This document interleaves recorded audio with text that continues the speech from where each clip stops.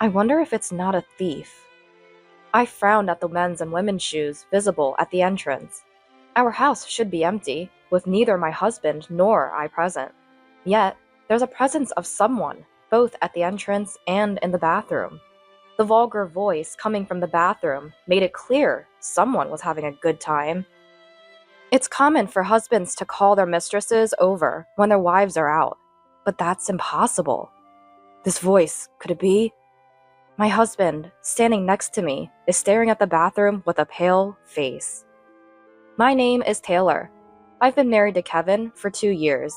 Being a dual-income couple, we don't have children yet. However, I believe we lead a peaceful and affectionate life, going out or traveling on our days off. Fortunately, neither our parents nor our in-laws rush us about having children. In fact, our parents and in-laws live nearby, allowing us to have a good relationship where we can gather for family dinners. The slightly old but magnificent house we rented was introduced to us by our in-laws. The dinner parties, which happen once a month, if at all, are mostly held at our place. The standard is for Mom and me to cook, enjoying the evening with Dad's favorite wine and the food brought by our in-laws. That day, Mom had come over from the morning to prepare for the dinner party, but the usually cheerful Mom seemed somewhat gloomy, cutting the ingredients and expressing concern. "Do we really need this much? We might not be able to finish it all." She started saying things she wouldn't usually say. "Mom, what's wrong? We've only prepared the usual amount for today." When I dared to ask, Mom looked at me surprised, and then laughed it off. "I'm sorry, dear. It's just that Dad has been eating less lately, and I'm worried." "Really? Is Dad not feeling well?" Dad has been an independent businessman since his youth, the so-called entrepreneur. Dad has always been focused on work since I was a child, and I hardly have any memories of him playing with me on his days off. Even so, as his daughter, it worries me to think that he might have worked himself sick. Mom seemed hesitant to say it, but perhaps thinking it cruel to worry me unnecessarily, she finally opened up. "It's not an illness. Dad is perfectly healthy. But lately, he's been cold, finding fault with dinner, or commenting on how plain my clothes are." "What's that about? That's terrible, saying such things to Mom, who's always been the backbone of our home." "I'm fine. Maybe Dad is just a bit tired from starting a new business." Mom insisted she was okay. The conversation drifted off, and though concerned, I went back to cooking. Today, we plan to lay out a lavish spread, including Dad's favorite steak and pie, as a gesture of support for his new business venture.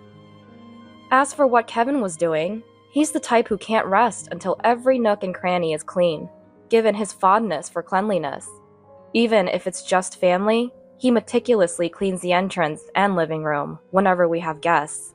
As I began to tidy up the planters in the garden, Dad, my mother-in-law Sarah, and my father-in-law Sean gathered around. "Taylor, can I have a moment?" "Yes, Sarah?" This happened as I was checking the temperature of the pan to cook the steak. Sarah, who appeared in the kitchen, had a grim expression for some reason.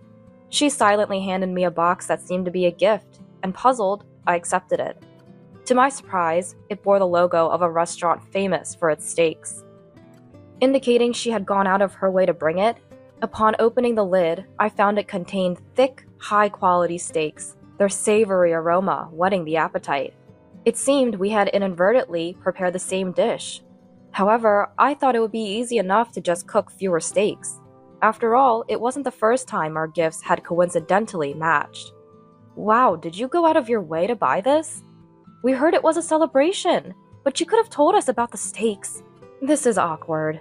Can we just serve the gift steaks today?"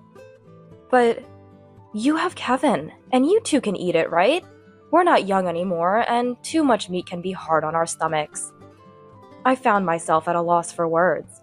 Everyone is nearing 60. It felt wrong to prepare so much food and have it go to waste, especially after Mom helped with the preparations. "You should have said something. How thoughtless." I was taken aback by Sarah's comment as she left. However, she didn't notice my reaction and exited the kitchen with the steaks. It was my first time being on the receiving end of such a remark. We had never coordinated on gifts before. Even when things ended up being the same, it turned into a source of laughter for us. Moreover, all previous gifts had been sweets or similar items. I felt a bit uneasy, but assumed perhaps the higher-end gift had touched a nerve, so I didn't dwell on it too much. At the dinner party, Dad was thrilled with the steak from the high-end restaurant. Mom seemed to understand my gesture with just a glance, and, without mentioning the steak we had prepared, pretended to be just as delighted. After Sarah, Sean, and Dad had left, Mom skillfully turned the leftover ingredients into beef stew, thankfully before they were cooked. We could have still had the steak. You both would have gotten tired of steak. This way, you can take it home. Mom took her share in a food storage container. Although I felt bad, the beef stew Mom made was delicious, and Kevin and I quickly finished it off as the flavors melded together. I later heard that despite its deliciousness, Dad complained while eating it, calling it outdated. I was furious, but ended up just holding on to those feelings, unable to resolve them, especially with Mom just giving a wry smile. A few weeks after such a dinner party, I received a sudden message from Kevin, who was supposed to be away on an overnight business trip. It turned out that the business trip was canceled due to the client's circumstances. He said he would be coming home as usual today. Since he was scheduled to be away for 3 days, I had planned to spend some time at my parents' home. However, with him coming home, plans changed, so I had to inform my mom about the change in plans. While finishing up my usual shopping, I met up with Kevin, and we headed home together. Huh? Did we forget to turn off the lights? I thought I had. When we arrived home, there was a light leaking from the entrance, even though I was sure we had turned everything off before leaving. Concerned about the wasted electricity, I apologized, but Kevin reassured me. Don't worry about it. He chuckled as he inserted the key into the front door, then fell silent. What's wrong? The front door is unlocked. Kevin's words made me catch my breath, thinking it might be a burglar. I quietly activated my mobile phone and started recording. After I nodded to signal him, Kevin slowly opened the front door. Whose shoes are these? In the entryway, there were a pair of men's leather shoes and women's pumps. Kevin's remark made it clear these shoes belonged to someone we didn't know. If these had been Kevin's, and he wasn't here right now, I might think he was cheating by bringing another woman home. But he's right here, next to me. Someone unknown to us was in our house. Sensing my reaction, Kevin grabbed his umbrella, ready to swing it at any moment, and moved forward. Then, we saw the living room light was on, and the food that seemed to have been bought scattered on the table. Strange for a burglar, I thought. Then I heard a voice. Approaching slowly, it became clear the voice was coming from the bathroom. It seems that the person speaking is inside the bathroom. This voice. I can understand why Kevin is truly creeped out. After all, the voice coming from inside is quite vulgar. It's unsettling and infuriating to think that our home could be used without our knowledge. Wondering who on earth could be doing this, I slowly opened the door, and my eyes immediately fell on some discarded clothing. Ah! I couldn't help but let out a sound. There, unmistakably, were Dad's clothes. The large jacket, neatly hung on a hanger, was his favorite he had worn at the dinner party just the other day. The messily discarded shirt and pants were all too familiar. Mom had just left a few hours ago, so there was no way she could be here. It appeared that Dad was bringing another woman into my home for an affair. The realization made me frown involuntarily. Looking up at Kevin, wondering how to explain this to him, I saw him staring with a ghastly pale face at a necklace resting atop the washing machine. I remembered seeing that necklace, and the earrings beside it, quite recently. This can't be... Mom? Kevin's words confirmed the identity of the person inside the bathroom. The ones using our home for their affair were my dad and Sarah. I pulled Kevin, who seemed ready to burst in on them, back to the living room quietly. Moving away from the echoing voices seemed to help him regain some composure. Shouldn't we call your mom and my dad?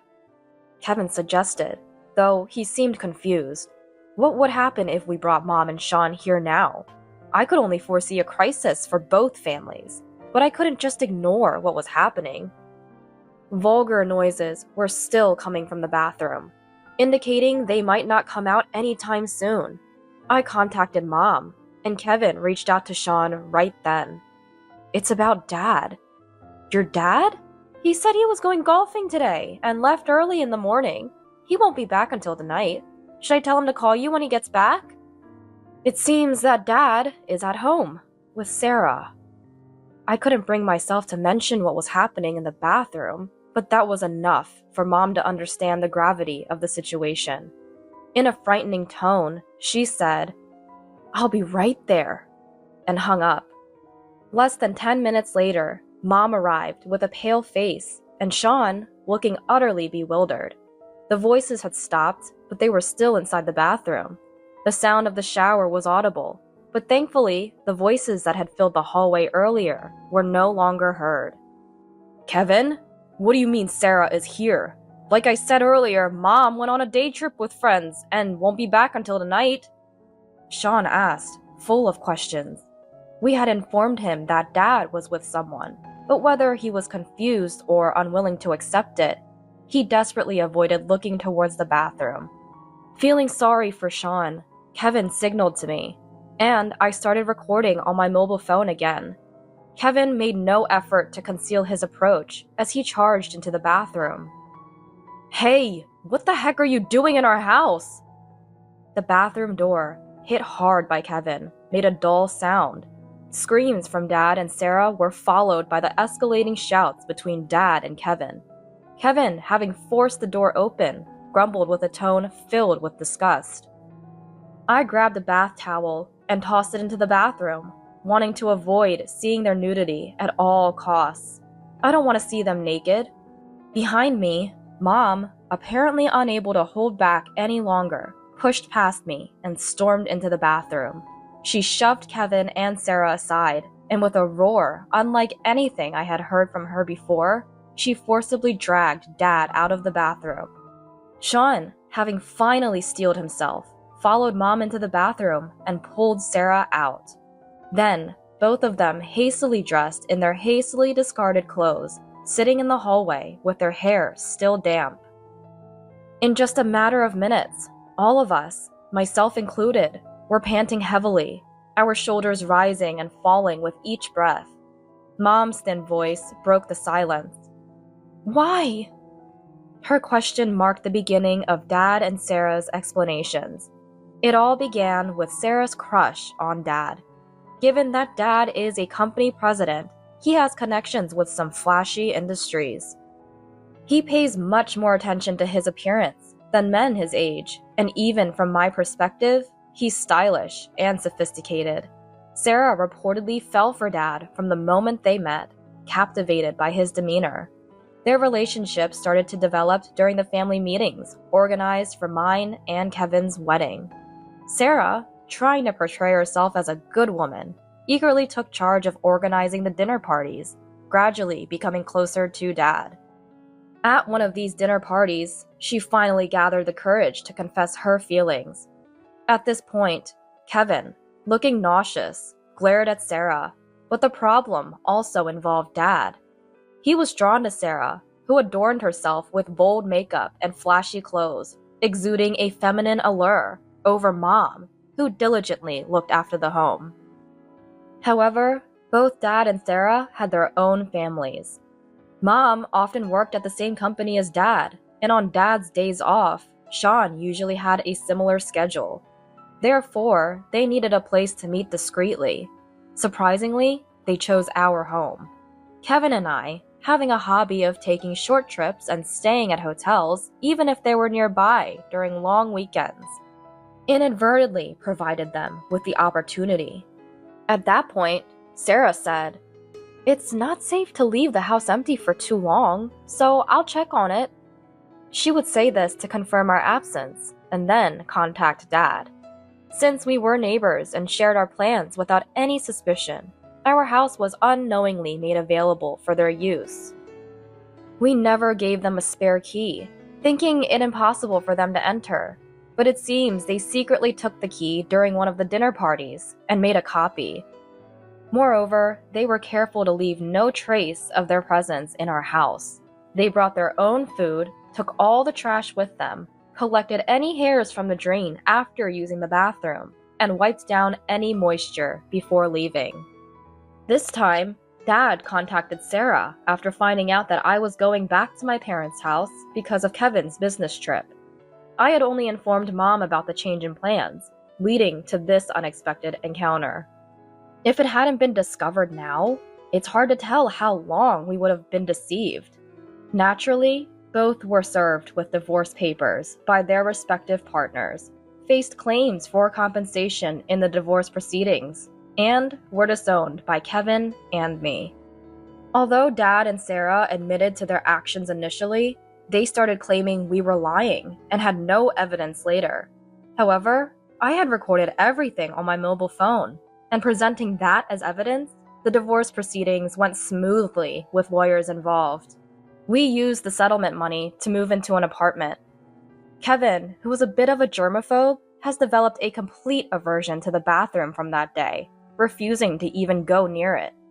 I too found it painful to continue living in a house that had been used for their affair, so I was fully in agreement with moving. Now, Mom, having lost all affection for Dad, lives with the two of us. After the divorce was finalized, Sarah seemed quite pleased. She became brazenly defiant, perhaps due to Dad's influence, and accepted the divorce settlement and compensation without much resistance. She moved in with Dad right after the divorce, and they got married, fulfilling their desire to be together. It seemed like a perfect outcome for them, with Sarah becoming the wife of a company president, looking forward to a great life ahead. However, their plans went awry. Dad's new business venture failed, and the company's performance rapidly deteriorated, like a balloon being deflated. Mom, upon hearing this, simply nodded as if to say it was to be expected. Who do you think was covering for Dad all this time? Indeed, it was Mom who had been diligently managing the complaints about Dad's forceful business tactics, both inside and outside the company, quietly supporting the business. She handled a major part of the company's accounting and dealt with clients.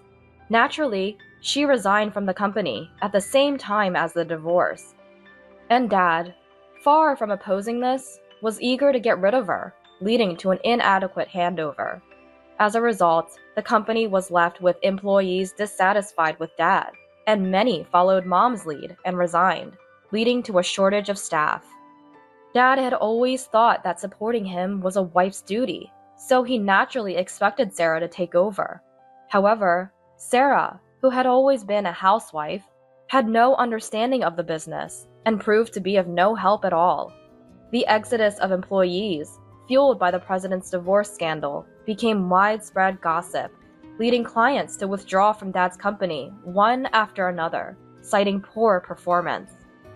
Dad's company couldn't survive even half a year and soon went bankrupt. Their house and assets were seized and burdened with significant debt, including unpaid wages. The two managed to find refuge in a cheap apartment, living a meager existence. Dad, despite his age and wishing for a company that would treat him as a president, couldn't secure a new job. Naturally, his unemployment persisted, and he resorted to gambling as a means of stress relief. Not satisfied with just that, "None of this would have happened if it weren't for the affair. It was Sarah who seduced me." In his rage, he began to resort to violence towards Sarah. Sarah, trying to make ends meet with part-time jobs and desperately supporting Dad, grew disillusioned with him as he sank deeper into gambling addiction and squandered even their living expenses. Unable to bear Dad's repeated verbal abuse, one day she fled the apartment. She ended up at Sean's house. It was the house where Kevin had grown up. Kevin and I happened to be visiting Sean, who had become somewhat reclusive due to the emotional toll of the divorce, and we often checked in on him. Without ringing the doorbell and finding the front door open, we went to see who it was and were met by Sarah. Initially, we didn't recognize her. She looked so different that we thought a stranger, an old woman, was speaking to us. The once beautifully made-up Sarah was nowhere to be seen. Exhausted, Sarah attempted to apologize and seek forgiveness for her past actions, but I could only respond with a bitter expression, thinking it was too convenient. Sean must have been quite shocked. Yet, it seemed he was somewhat swayed by the return of the woman he once loved. While he was pondering how to ask her to leave, Kevin, who was standing next to him, suddenly clutched his mouth and crouched down on the ground. Remembering Sarah's affair in the bathroom, he couldn't hold back and vomited right there. In a panic, Sean and I rushed to bring a trash can and water, and ended up hearing Kevin's cries of rejection towards Sarah from behind his back. Feeling sorry for Kevin and wondering how to resolve the situation, it was Sean who stood up to take action. Sean looked Sarah squarely in the eyes and unequivocally denied any possibility of reconciliation.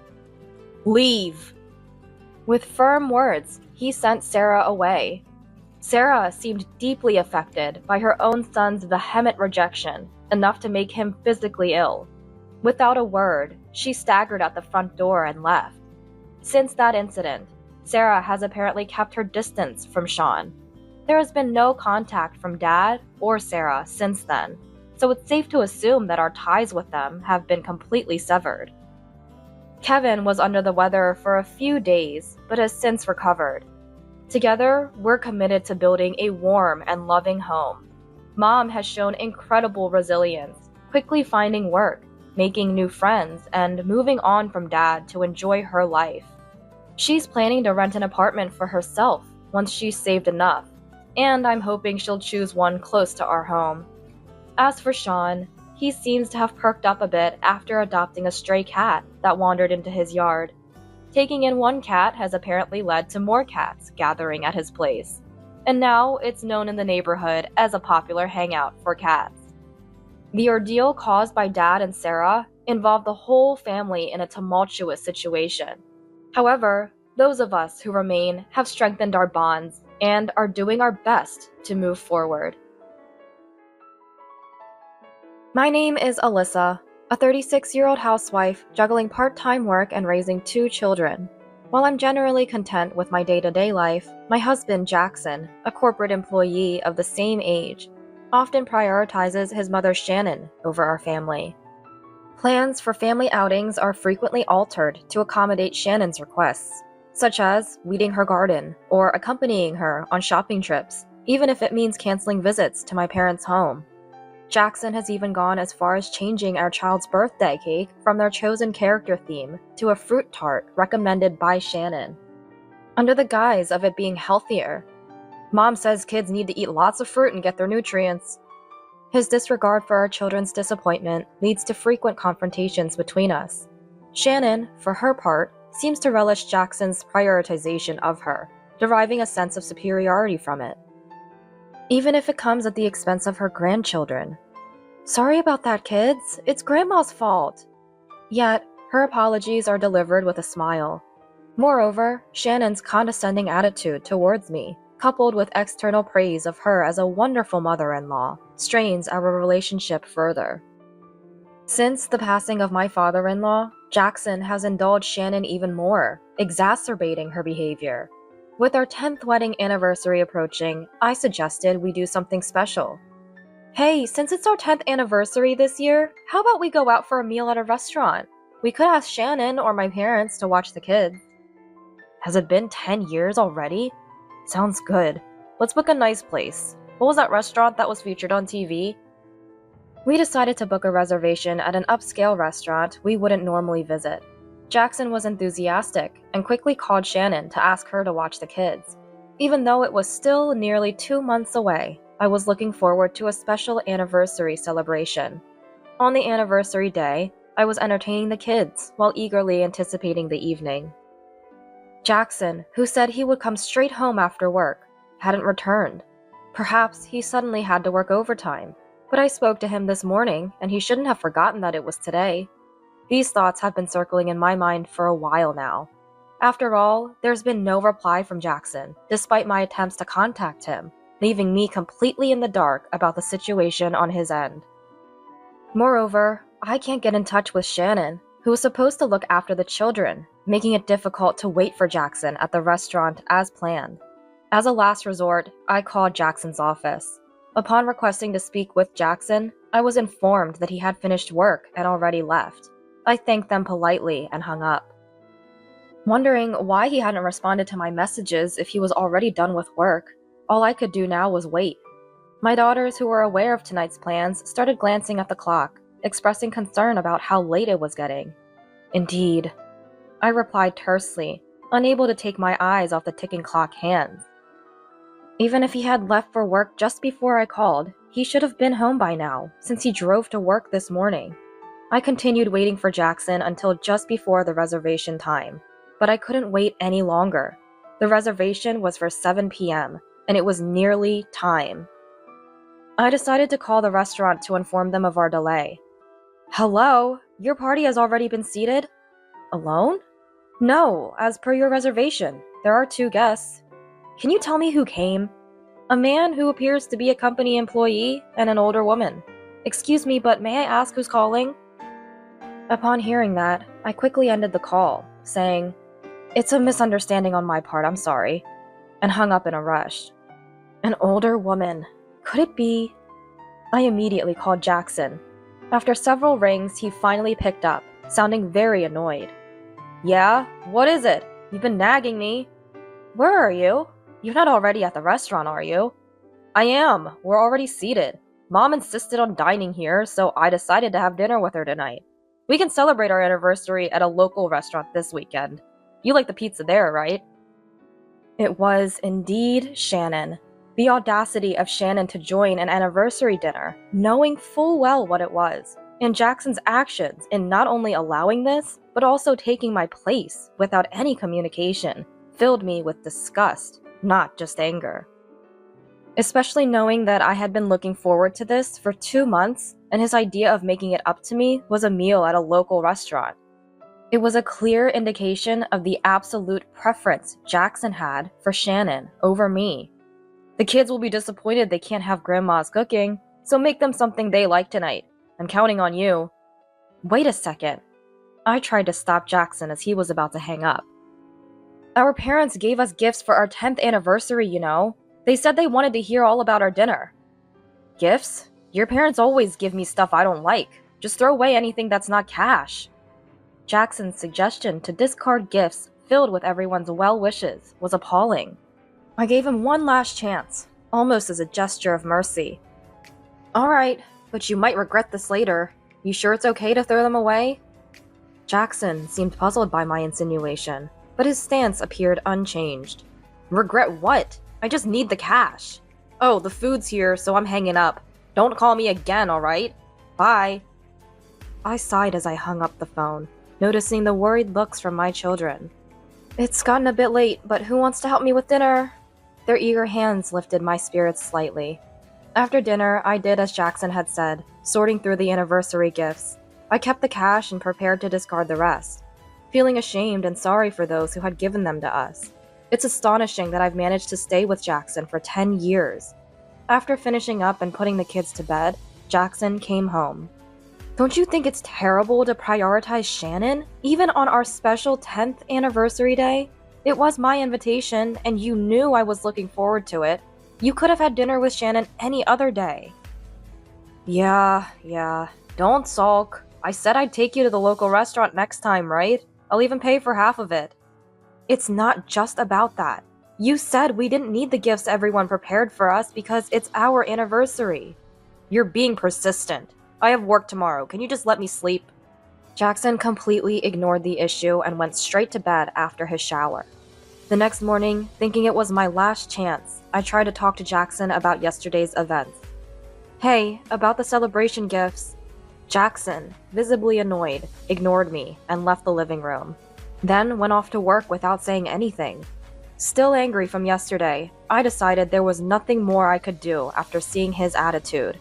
After seeing the children off to school, I received several calls from Jackson within just 3 hours. Thinking he was calling earlier than expected, I answered the phone to hear Jackson start speaking in a rushed manner. Hey, those celebration gifts you mentioned yesterday, who gave them to us? What do you mean? From my parents, friends, and your boss, Mr. Jones. Even the company president gave us something. What? You never mentioned that. I did. I said they were gifts from our parents. You should have made that clearer. Mr. Jones and the company president have been close to my dad for years, and our families have been acquainted since I was a child.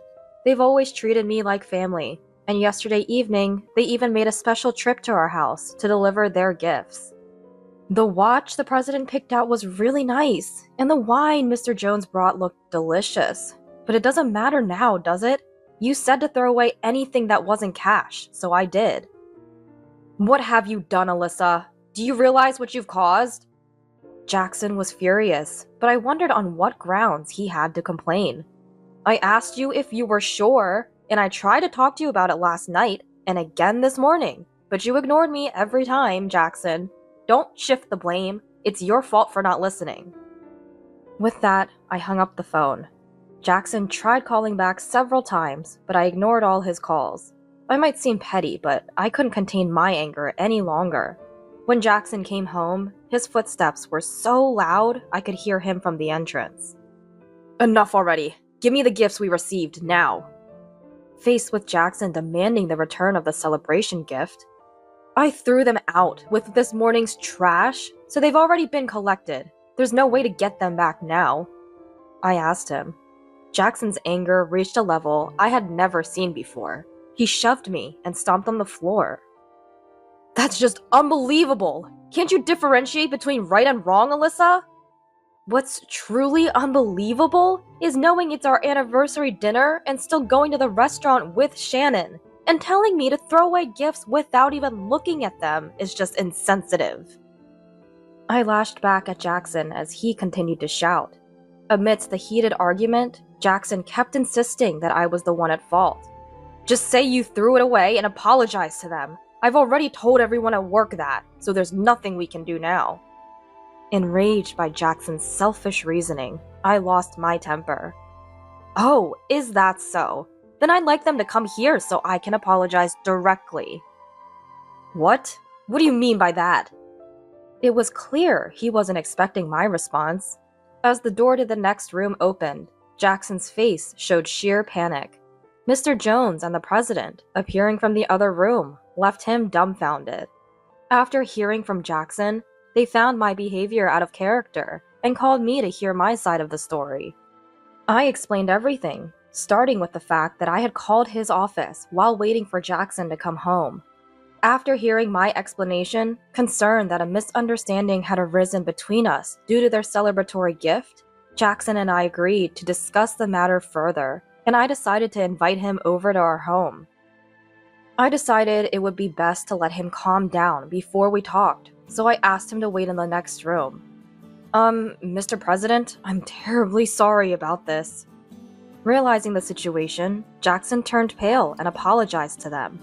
Hearing from me about how he had acted the day before and his current attempts to shift the responsibility for the aftermath onto me. He must have realized there was no way to deny or evade the truth. His anger from moments ago gone, he now trembles slightly as he continues to apologize. Jackson? The president's voice was unexpectedly gentle, giving Jackson a glimmer of hope.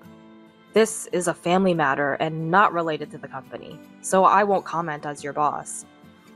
That's right, we promise it won't affect your job evaluation. But remember, we're Alyssa's friends first and foremost. We'll have to excuse ourselves from any personal interactions with you moving forward. Jackson, who had boasted about his personal ties with them at work, was in disbelief. You can't be serious. Alyssa, say something. Isn't it embarrassing to involve others in a marital dispute? This isn't just a marital dispute. You mishandled the gifts from everyone, losing their personal respect. And frankly, I no longer need a husband who always puts his mother first and blames his wife for his own mistakes. I want a divorce. I felt sorry for involving the two of them in such a scene, but I declared my intentions boldly and left the house. It was the right decision to leave the children with their grandparents, considering it's not good for them to witness arguments.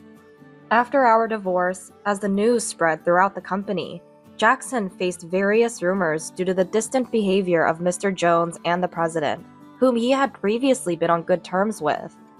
Jackson, who had once boasted about being favored by Mr. Jones and looked down on his colleagues and subordinates, now seems belittled as they mock him for being unable to even make small talk with Mr. Jones without his wife. Although there was some resistance leading up to the divorce, after the separation, he paid child support and met with the children once a month.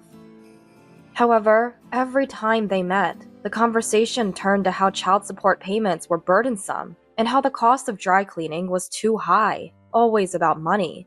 Moreover, by trying to emotionally manipulate the children with tears and suggesting they all live together again, the kids, who were entering their teenage years, gradually began to resist meeting him. Currently, in respect of the children's wishes not to meet, the visits have been temporarily halted. Dad always cared more about Grandma than us. We don't have to live together. Recalling Jackson's reaction to her words still makes me laugh. After making that divorce declaration, I apologized to the president and Mr. Jones, Jackson's boss, and returned the celebratory gift I had kept hidden from Jackson. They accepted the return, and from Mr. Jones. A divorce celebration gift. And with a laugh, he presented me once again with a bottle of my favorite liquor as a gift. Though I regret causing them concern, I believe our relationship, including with my parents, will continue in the future. After the divorce from Jackson was finalized and things settled down, the children and I were invited to a home party at the president's house. There, I was offered a job at the company run by the president's brother. I have been ignoring all the bothersome messages from Jackson. In my new workplace, which is understanding of parenting, I am supported by many people, and we, as a family, are living happily every day.